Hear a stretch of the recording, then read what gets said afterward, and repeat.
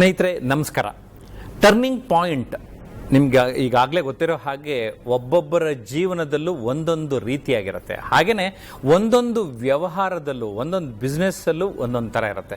ಇನ್ನು ಹೋಟೆಲ್ ಉದ್ಯಮಕ್ಕೆ ಬಂದಾಗ ನಂದನಾ ಪ್ಯಾಲೇಸ್ ಅನ್ನುವ ಹೆಸರನ್ನು ತಾವು ಕೇಳಿರ್ಬೋದು. ಡಾಕ್ಟರ್ ರವಿಚಂದರ್ ಅವರು ಅದರ ಮ್ಯಾನೇಜಿಂಗ್ ಡೈರೆಕ್ಟರ್ ಆಗಿ ಸಾಕಷ್ಟು ಒಳ್ಳೆಯ ಕೆಲಸಗಳನ್ನು ಕೂಡ ಮಾಡ್ತಾ ಇದ್ದಾರೆ. ಡಾಕ್ಟರ್ ರವಿಚಂದರ್ ಅವರ ಅನುಭವವನ್ನು ಕೇಳೋಣ ಬನ್ನಿ. ಸರ್ ನಮಸ್ಕಾರ. ನಮಸ್ಕಾರ ಸರ್, ಒಬ್ಬೊಬ್ಬರ ಲೈಫ್ನಲ್ಲಿ ಒಂದೊಂದು ರೀತಿ ಟರ್ನಿಂಗ್ ಪಾಯಿಂಟ್ ಬರುತ್ತೆ. ಈ ಟರ್ನಿಂಗ್ ಪಾಯಿಂಟ್ನ ಮಹತ್ವ ಏನು ಸರ್? ಪ್ರತಿಯೊಂದು ಒಬ್ಬರ ಜೀವನದಲ್ಲಿ ಎಷ್ಟೋ ಘಟನೆಗಳು ನಡೆದಿರುತ್ತೆ. ಆ ನಡೆದಿರೋದ್ರಲ್ಲಿ ನಮ್ಮ ಜೀವನದಲ್ಲಿ ಒಂದೊಂದು ಮೆಟ್ಟಿಲೇರೋದಕ್ಕೆ ಒಂದು ಟರ್ನಿಂಗ್ ಪಾಯಿಂಟ್. ಸರ್, ನಿಮ್ಮ ಕುಟುಂಬದ ಹಿನ್ನೆಲೆಯ ಬಗ್ಗೆ ತಿಳಿಸ್ಕೊಡಿ. ಸರ್, ನನಗೆ 3 ಹೆಣ್ಮಕ್ಕಳು ಮತ್ತು ನನ್ನ ವೈಫ್, ನನ್ನ ಫ್ಯಾಮ್ಲಿ, ನಾವು 5 ಜನ. ನಿಮ್ಮ ಬಾಲ್ಯ, ಆ ಪರಿಸರ ನಾನು ಹುಟ್ಟಿದ್ದು ಚಿತ್ತೂರು ಹತ್ರ ಒಂದು ಶೋಳಿಂಗರ್ ಅಂತ ನಮ್ಮ ಪ್ರಸಿದ್ಧವಾದ ನರಸಿಂಹಸ್ವಾಮಿ ಟೆಂಪಲ್ ಪ್ಲೇಸ್. ಆ ಊರಿಂದ ನಾವು ಬಂದವನು. 1989ರಲ್ಲಿ ನಮ್ಮ ಸಿಸ್ಟರ್ ಬೆಂಗಳೂರಿಗೆ ಇಲ್ಲಿ ಓದೋದಕ್ಕೆ PUC ಮತ್ತು ಡಿಗ್ರಿ ಮಾಡೋದಕ್ಕೆ ಕರ್ಕೊಂಬಂದರು. ಆವಾಗ ನಾನು ಇಲ್ಲಿ ಓದ್ತಾ ನಾನು ನನ್ನ ಡಿಗ್ರಿ BCom ಡಿಗ್ರಿಯನ್ನು ನಾನು MES ಕಾಲೇಜಲ್ಲಿ ಮುಗಿಸಿದೆ. ಸರ್, ಒಬ್ಬೊಬ್ಬರ ಮಾತು ಎಷ್ಟು ಪರಿಣಾಮ ಬೀರುತ್ತೆ ಅಂದರೆ ನಮ್ಮ ಜೀವನನೇ ಬದಲಾಯಿಸ್ಬಿಡುತ್ತೆ. ಹೌದು. ನಾನು ತುಂಬ ಹಿಂದೆ ಯಾವಾಗಲೂ ಒಬ್ಬಂಗೆ 5 ನಿಮಿಷ ಮಾತಾಡಿ ಸಲಹೆ ಕೊಟ್ಟಿದ್ದಕ್ಕೆ ಆತ ತಮಿಳುನಾಡಿನಲ್ಲಿ IAS ಆಫೀಸರ್ ಆಗಿಬಿಟ್ಟು ಆ ವ್ಯಕ್ತಿ ಸರ್ ನಿಮ್ಮಿಂದ IAS ಆಫೀಸರ್ ಆದೆ ಅಂತ ಹೇಳ್ತಾರೆ. ನಾನು ಅವ್ರ ಜೊತೆ ಮಾತಾಡಿರೋದು 5 ನಿಮಿಷ. ಹಾಗೆಯೇ ತಮ್ಮ ಬದುಕಿನಲ್ಲೂ ಕೂಡ ತಮ್ಮ ಸಂಬಂಧಿಗಳು ಹೇಳಿದಂತಹ ಮಾತು, ಆಡಿದಂತಹ ಮಾತನ್ನ ತಾವು ಗಂಭೀರವಾಗಿ ತೆಗೆದುಕೊಳ್ತೀರಾ. ಆ ಸಂದರ್ಭವನ್ನ ನಮಗೆ ಪರಿಚಯ ಮಾಡಿಕೊಡ್ತೀರಾ? ಸರ್, ನಾನು ಡಿಗ್ರಿ ಮುಗಿಸ್ಬಿಟ್ಟು ನಾನು ನಮ್ಮ ಮುಂದಕ್ಕೆ ನಾನು ಏನು ಮಾಡಬೇಕಂತ ಆಲೋಚನೆ ಮಾಡಿದಾಗ ನಮ್ಮ ಸೋದರ ಮಾವನ್ನ, ನಮ್ಮ ತಾಯಿ ತಮ್ಮವ್ರನ್ನ ಭೇಟಿ ಮಾಡಿದೆ. ಅವರು ಯುಕೋ ಬ್ಯಾಂಕಲ್ಲಿ ಚೀಫ್ ಕ್ಯಾಶಿಯರ್ ಆಗಿ ಕೆಲಸ ಮಾಡ್ತಾ ಇದ್ದಾರೆ, KG ರೋಡ್ ಬ್ರಾಂಚಲ್ಲಿ. ನಾನು ಬ್ಯಾಂಕಿಗೆ ನಾನು BCom ಆಯ್ತಲ್ಲ, ನಾನು ಬ್ಯಾಂಕ್ ಕೆಲಸಕ್ಕೆ ನಾನು ಕ್ಲರಿಕಲ್ ಬರ್ದಿದ್ದೀನಿ, ನಾನು ಹೇಗೆ ಮುಂದುವರಿಯೋದು ಅಂತ ಹೇಳಿ ಆಲೋಚನೆ ಮಾಡ್ತಾ ಇದ್ದೀನಿ ಅಂತ ಹೇಳಿದಾಗ, ಹೌದಪ್ಪ ನಿನಗೆ ಬ್ಯಾಂಕಲ್ಲಿ ನನಗೂ ಗೊತ್ತಾಗಿದೆ, ನಿನಗೆ ವೈಶ್ಯ ಬ್ಯಾಂಕಲ್ಲಿ ಆಲ್ಮೋಸ್ಟ್ ರೆವೆನ್ಯೂ ರೋಡ್ ಬ್ರಾಂಚಲ್ಲಿ ನಿನಗೆ ಕ್ಲರಿಕಲ್ ಪೋಸ್ಟ್ ಸಿಗ್ತಾ ಇದೆ ಅಂತ ಗೊತ್ತಾಯಿತು. ಆದರೆ ನೀನು ಯಾವಾಗಲೂ ಬಿಸ್ನೆಸ್ ಬಗ್ಗೆ ಮಾತಾಡ್ತಿರ್ತೀರ. ನೀವು ಬಿಸ್ನೆಸ್ಸಲ್ಲಿ ಮಾತಾಡುವಾಗ ನೀನು ಯಾವಾಗಲೂ ನೀನು ಬೇರೆ ಇದರಿಂದ ನೀನು ಸಾಧನೆ ಮಾಡ್ಬೋದಲ್ಲ ಅಂತೇಳಿ ನಮ್ಮ ಸೋದರ ಮಾವ ಹೇಳಿದ್ಮೇಲೆ ನನಗೆ ಒಂದು ಉತ್ಸಾಹ ಬಂತು. ಯಾಕೆ ನಾವು ಮಾಡಬಾರ್ದು? ನಮಗೆ ನಮ್ಮ ಮಾವ ಅವರು ನಮಗೆ ಆ ಒಂದು ಸಪೋರ್ಟ್ ಕೊಡುವಾಗ ಮುಂದೆ ಹೋಗೋಣ ಅಂತೇಳಿ ಅವರೇ ನನ್ನನ್ನು ಕನಿಷ್ಕ ಹೋಟ್ಲಲ್ಲಿ ನನಗೆ ಅಕೌಂಟೆಂಟಾಗಿ ಸೇರಿಸಿದ್ರು. ಅಕೌಂಟೆಂಟಾಗಿ ಸೇರಿಸಿದ ನಂತರ ನನಗೆ ಅಕೌಂಟ್ಸಲ್ಲಿ ನನಗೆ ಅಷ್ಟು ಆಸಕ್ತಿ ಇಲ್ಲ. ಮುಂದಕ್ಕೆ ನಾನು ಮ್ಯಾನೇಜಿಂಗ್ ಮಾಡೋದಕ್ಕೆ, ಹೋಟೆಲ್ ಮ್ಯಾನೇಜ್ ಮಾಡೋದಕ್ಕೆ ನನಗೆ ಆಸಕ್ತಿ ಇತ್ತು. ಆವಾಗ ಮಿಸ್ಟರ್ ಬಂಗಾರಾಜ್ ಅವರು ನನಗೆ, ನೀನು ಯಾವಾಗಲೂ ನೀನು 24/7ನಲ್ಲಿ ನೀನು ಕೆಲಸ ಮಾಡೋದಕ್ಕೆ ನೀನು ಇಷ್ಟಪಡ್ತಾ ಇದೆಯಾ, ನೀನು ನೋಡಿದ್ರೆ ನಿನಗೆ ನಾನು ಮ್ಯಾನೇಜ್ಮೆಂಟ್ ನಿನಗೆ ನಾನು ಟ್ರೈನಿಂಗ್ ಕೊಡ್ತೀನಿ ಅಂತೇಳಿ ನನಗೆ ಟೋಟಲ್ ಅಲ್ಲೇ ಒಂದು ರೂಮ್ ಕೊಟ್ಟು ನನಗೆ ಅಲ್ಲೇ ಇದ್ದು ಅಲ್ಲಿ ಮ್ಯಾನೇಜ್ ಮಾಡೋದಕ್ಕೆ ಟ್ರೈನಿಂಗ್ ಕೊಟ್ಟರು. ನಂದನ ಪ್ಯಾಲೇಸ್ ಇವತ್ತು ನಮಗೆಲ್ಲ ಚಿರಪರಿಚಿತ. ಈ ನಂದನದ ಪಯಣವನ್ನ ಸಂಕ್ಷಿಪ್ತವಾಗಿ ತಿಳಿಸ್ಕೊಡಿ ಸರ್. ಸರ್, ಅಲ್ಲಿ 83ಇಂದ 87ವರೆಗೆ ಕನಿಷ್ಕ ಹೋಟ್ಲಲ್ಲಿದ್ದೆ. ಅಲ್ಲಿ ನಾನು ದುಡಿದಿದ್ದನ್ನು ಅಮೌಂಟ್ ಇಟ್ಕೊಂಡು ಮುಂದಕ್ಕೆ ಏನು ಮಾಡೋಣ ಅಂತ ಒಂದು ರೆಸ್ಟೋರೆಂಟ್ ಮಾಡಬೇಕಂತ ಆಸಕ್ತಿ ಇತ್ತು. ಆ ಕನಿಷ್ಕ ಹೋಟ್ಲಲ್ಲಿದ್ದಾಗ ನಾನು ಸುತ್ತಮುತ್ತ RR, ನವಯುಗ, ಅನ್ನಪೂರ್ಣ ಹೋಟೆಲ್ ಎಲ್ಲವನ್ನೂ ನಾನು ವಾರದಲ್ಲಿ ಒಂದಿನ ಹೋಗಿ ಎಲ್ಲ ನಾನು ನೋಡ್ತಾ ಇದ್ದೆ. ನಾವು ಯಾಕೆ ಒಂದು ರೆಸ್ಟೋರೆಂಟ್ ಮಾಡಬಾರ್ದು, ಬೆಂಗಳೂರಲ್ಲಿ ಒಳ್ಳೆ ರೆಸ್ಟೋರೆಂಟ್ ಮಾಲೀಕನ ಆಗಬಾರ್ದು ಅಂತೇಳಿ ನನಗೆ ಒಂದು ಗುರಿ. ಆ ಗುರಿ ಇದ್ದಾಗ ನನ್ನಲ್ಲಿದ್ದ ಸೇವಿಂಗ್ಸ್ನ ನಾನು ತೊಗೊಂಡು ಒಂದು 4 ಜನ ಇನ್ವೆಸ್ಟರ್ಸ್, ನಮ್ಮ ಪಾರ್ಟ್ನರ್ಸ್ ಜೊತೆ ಸೇರಿ ಪಲ್ಲವಿ ಥಿಯೇಟ್ರ್ ಕೆಳಗಡೆ ಶಾಲಿನಿ ರೆಸ್ಟೋರೆಂಟ್ ಅಂತೇಳಿ 1988ಅಲ್ಲಿ ಓಪನ್ ಮಾಡಿದ್ವಿ. ಅದು ಒಂದು 6 ತಿಂಗಳು ನಾವು ನಡೆಸಿದ್ದಾಗ ಅದೊಂದು ಹೇಗೆ ಹಿಂಗೆ ನಡ್ಸ್ಕೊಂಡು ಹೋಗೋದಾ ಅಥವಾ ಈ ಪಾರ್ಟ್ನರ್ಸ್ ಜೊತೆ ನಾವು ಹೊಂದಾಣಿಕೆ ಮುಂದೆ ಆಗತ್ತಾ ಅಂತ ಒಂದು ನಮಗೆ ಯಾವಾಗಲೂ ನನಗೆ ಸಂಶಯ ಇತ್ತು. ಡಿಸ್ಟರ್ಬ್ ಆಯಿತು. ರೆಸ್ಟೋರೆಂಟ್ ಕ್ಲೋಸ್ ಮಾಡಬೇಕಾಗಿತ್ತು. ಕ್ಲೋಸ್ ಮಾಡಬಹುದಾಗ ನನ್ನ ಟರ್ನಿಂಗ್ ಪಾಯಿಂಟ್ ನನ್ನ ಟರ್ನಿಂಗ್ ಪಾಯಿಂಟ್. ಸೊ ಅಲ್ಲಿ ಕ್ಲೋಸ್ ಆಯ್ತು, ಇನ್ನೊಂದು ಆರಂಭ ಆಯ್ತು. ಒಂದು ಅಂತ್ಯ ಆದ್ರೆ ಒಂದು ಆರಂಭ ಆಯ್ತು.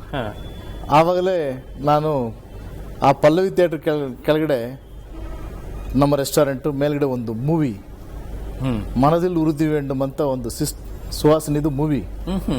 ಅಲ್ಲಿ ಅದು ಕನ್ನಡದಲ್ಲಿ ಏನು ಅರ್ಥ ಸರ್? ಅದು ಯಾವಾಗಲೂ ನೀನು ನಂಬಿಕೆಯಿಂದ ಇರಬೇಕು ನಿನ್ನ ಜೀವನದಲ್ಲಿ.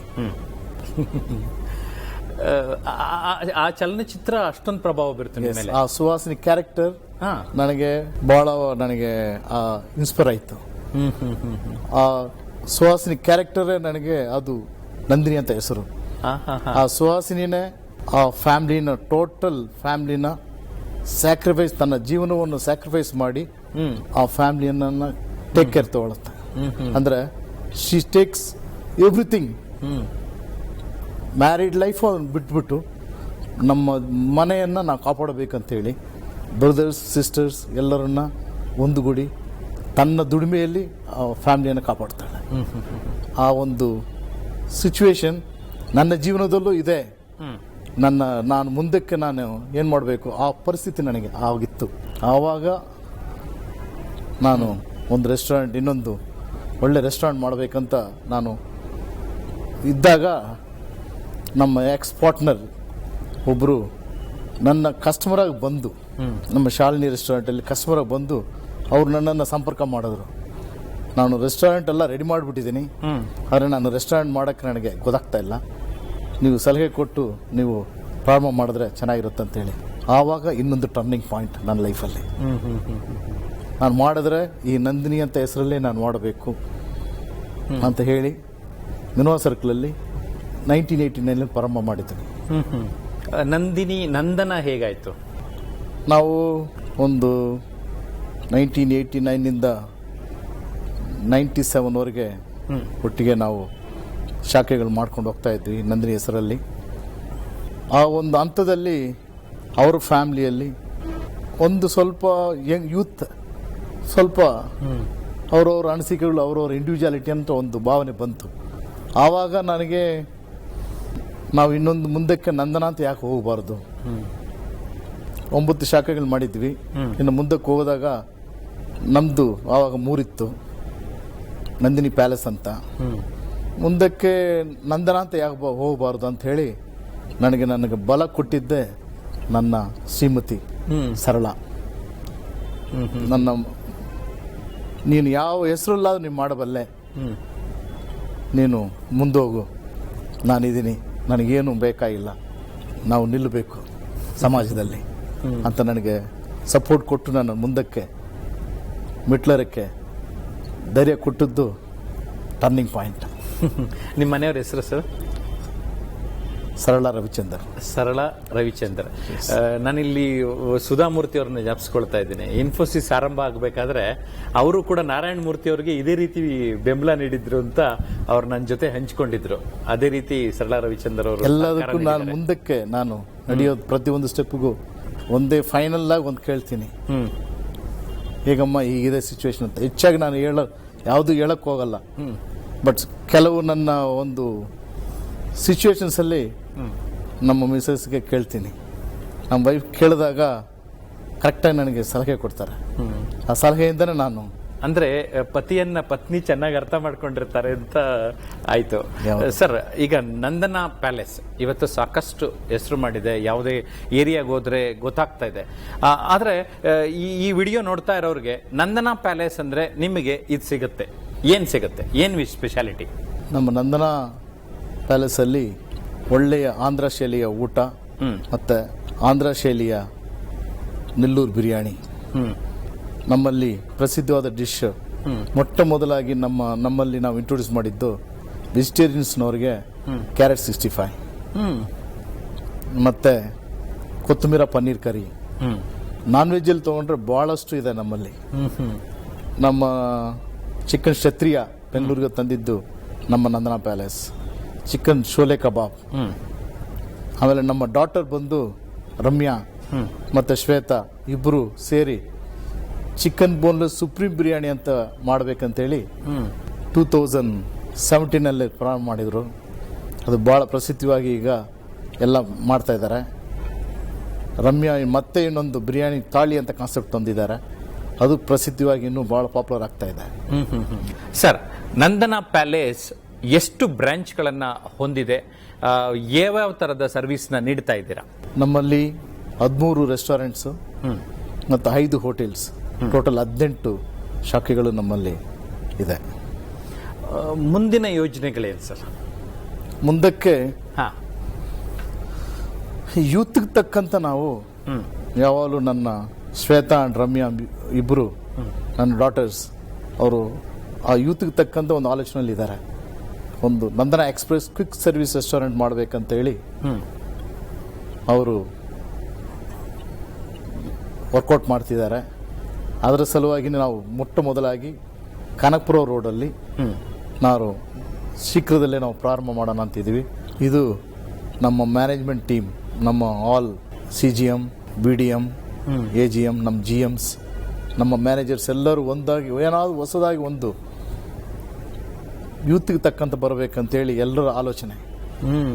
ಅವರ ಒಂದು ಬೆಂಬಲದಿಂದ ನಮ್ಮ ಡಾಟರ್ಸ್ ಕಾನ್ಸೆಪ್ಟಿಂದ ಮುಂದಕ್ಕೆ ಹೋಗೋಣ ಅಂತ ಕನಕಪುರ ರೋಡಲ್ಲಿ ಒಂದು ಫೈನ್ ಡೈನಿಂಗ್ ಮತ್ತು ಕ್ವಿಕ್ ಸರ್ವಿಸ್ ರೆಸ್ಟೋರೆಂಟ್ ಮಾಡ್ತಾ ಇದ್ದೀವಿ. ಇನ್ನೋವೇಟಿವ್ ಆಗಿ ನಿಮ್ಮೆಲ್ಲ ಪ್ರಯತ್ನಗಳು ಯಶಸ್ವಿ ಆಗಲಿ ಸರ್. ಸರ್, ಒಂದು ಮಾತಿದೆ, ಆರ್ಟ್ ಆಫ್ ಗಿವಿಂಗ್ ಅಂತ. ಎಲ್ಲರೂ ಸಾಮಾನ್ಯವಾಗಿ ಸರ್ ಸಂಪಾದನೆ ಮಾಡಿದ್ರೆ ಸಾಕು, ನಾನು ಚೆನ್ನಾಗಿದ್ರೆ ಸಾಕು, ನಮ್ಮ ಕುಟುಂಬ ಚೆನ್ನಾಗಿದ್ರೆ ಸಾಕು ಅಂತಾರೆ. ತಾವು ಯಾವ ರೀತಿ ಅದನ್ನು ಬಯಸ್ತೀರಿ, ಪಡ್ಕೊಂಡಿದ್ದನ್ನ ಕೊಡೋದಕ್ಕೂ ಸಹ ತಾವು ಮುಂದೆ ಬಂದಿದ್ದೀರಾ. ಆರ್ಟ್ ಆಫ್ ಗಿವಿಂಗ್ ಅನ್ನುವಂತಹ ಮಾತಿದೆ. ಆ ಗಿವಿಂಗ್ಗೆ ಉದಾಹರಣೆ ತಾವು ತಮ್ಮ ಒಂದು ಅನುಭವನ ಹಂಚ್ಕೊಳ್ಳಿ ಸರ್. ಅದು ತಾವು ನಮ್ಮ ಮ್ಯಾನೇಜ್ಮೆಂಟ್ ಟೀಮಿಂದ ತಾವು ತಿಳ್ಕೊಬೇಕಂತ ನನ್ನ ಅನಿಸಿಕೆ. ನಾನು ಎಂದು ನನ್ನ ಕಮಿಟ್ಮೆಂಟ್ ಅವ್ರಿಗೆ ಮಾಡಬೇಕಾಗಿದ್ದನ್ನು ನಮ್ಮ ಎಂಪ್ಲಾಯೀಸ್ ಇಸ್ ದ ಫಸ್ಟ್. ಅವ್ರಿಗೆ ಚೆನ್ನಾಗಿದ್ದರೆ ನಾವು ಚೆನ್ನಾಗಿರ್ತೀವಿ ಸರ್. ಮತ್ತೆ ಅದು ನನ್ನ ಅಭಿಪ್ರಾಯನೂ ಹೇಳ್ಬಿಡ್ತೀನಿ. ನಾನು ತರಬೇತಿ ಮಾಡುವಂತ ಸಂದರ್ಭದಲ್ಲಿ ಅವರೆಲ್ಲರೂ ಹೇಳಿದ್ರು, ನಾವು ಒಂದು ನಂದನ ಫ್ಯಾಮಿಲಿ ಅಂತ ಹೇಳ್ಕೊಂಡ್ರು. ಅದು ತುಂಬಾ ಅಪರೂಪ ಇವತ್ತು ಫ್ಯಾಮಿಲಿ ಅಂತ ಹೇಳ್ಕೊಳ್ಳೋದು ಸರ್. ಎಸ್ ಸರ್, ಹೇಳಿ ಸರ್. ಅದೇ ನನಗೆ ಬಲ. ನಾವು ಏನೇ ಮಾಡಿದ್ರು ನಮ್ಮ ಸಮಾಜಕ್ಕೆ ನಾವು ಏನಾದ್ರು ಒಂದು ಮಾಡಬೇಕು. ಆ ಸಮಾಜಕ್ಕೆ ಮಾಡಬೇಕಂತೇಳಿ ನಾವು ಶಾಲೆ ಮಕ್ಕಳಿಗೆ ಯೂನಿಫಾರ್ಮ್ಸ್, ಪುಸ್ತಕಗಳು ಪ್ರತಿ ವರ್ಷ ನಾವು ಕೊಡ್ತಾ ಇದ್ದೀವಿ. ಮತ್ತೆ ದೇವರ ಕಾರ್ಯಗಳಿಗೆ ಮತ್ತೆ ನಮ್ಮ ಏನೇ ಇದ್ರೂ ಅದಕ್ಕೆ ಸಹಾಯ ಮಾಡ್ತಿದ್ದೀವಿ. ಮತ್ತೆ 16ನಲ್ಲಿ ಪರಿಸರದ ಬಗ್ಗೆ ಬಂದಾಗ ಪ್ರತಿಯೊಬ್ಬ ನಮ್ಮ ಗೆಸ್ಟ್ಗೆ ಒಂದೊಂದು ಗಿಡವನ್ನು ನಾವು ಕೊಟ್ಟಿದ್ದೀವಿ. ಅಂದ್ರೆ ಪರಿಸರದ ಬಗ್ಗೆ ಸಾಕಷ್ಟು ಕಾಳಜಿಯನ್ನ ಕೂಡ ತಾವು ವಹಿಸ್ತಾ ಇದ್ದೀರಿ ಸರ್. ಸರ್, ಈಗ ಸುಮಾರು ಜನಕ್ಕೆ ಬದುಕಿನಲ್ಲಿ ಗೊಂದಲ ಇರುತ್ತೆ, ಗೋಜಲು ಇರುತ್ತೆ. ಅವ್ರೇನಾದ್ರೂ ಟರ್ನಿಂಗ್ ಪಾಯಿಂಟ್ನ ಸರಿಯಾದ ರೀತಿಯಲ್ಲಿ ನೋಡೋದಾದ್ರೆ ಅವರಲ್ಲಿ ಏನು ಗುಣಗಳಿರಬೇಕು ಅಂತ ತಾವು ಭಾವಿಸ್ತೀರಿ? ದಯವಿಟ್ಟು ತಿಳಿಸಿ ಸರ್. ನಿಮ್ಮನ್ನು ನೀವು ನಂಬಿ ನೀವು ಒಂದು ಮಾಡಬೇಕಂತ ಹೇಳಿದ್ರೆ ಯಾರ ಒಂದು ಸಲಹೆ ಅಲ್ಲದೆ ನಿಮ್ಮ ಆತ್ಮವಿಶ್ವಾಸದಿಂದ ಮುಂದೆ ನಡೆಯೋದಕ್ಕೆ ನೀವು ಕಾನ್ಫಿಡೆಂಟ್ ಆಗಿ ಮುಂದೆ ನಡೀರಿ. ಆಮೇಲೆ ಎಲ್ಲ ರೀತಿಯ ಸಹಕಾರ ತಾನಾಗಿ ಬರುತ್ತೆ. ನಿಮ್ಮನ್ನು ನೀವು ನಂಬಿದ್ರೆ ನಿಮ್ಮ ಕಷ್ಟ, ನಿಮ್ಮ ಹಾರ್ಡ್ ವರ್ಕ್ ನಿಮ್ಮನ್ನು ಕಾಪಾಡುತ್ತೆ. ಡಾಕ್ಟರ್ ರವಿಚಂದ್ರ ಸರ್, ನಿಮ್ಮ ಇಡೀ ಅನುಭವವನ್ನು ನೋಡಿದ್ರೆ ಎಷ್ಟೊಂದು ಜನಕ್ಕೆ ಅದು ದಾರಿದೀಪ ಆಗಬಲ್ಲದು. ನಿಮ್ಮ ಈ ಮಾತುಗಳಿಗಾಗಿ, ನಿಮ್ಮ ಅನುಭವವನ್ನು ನಮಗೆ ಸಂಕ್ಷಿಪ್ತವಾಗಿ ತಿಳಿಸ್ಕೊಟ್ಟಿದ್ದಕ್ಕಾಗಿ ಧನ್ಯವಾದಗಳು ಸರ್. ನಮಸ್ಕಾರ. ನಮಸ್ಕಾರ ಸರ್. Thank you.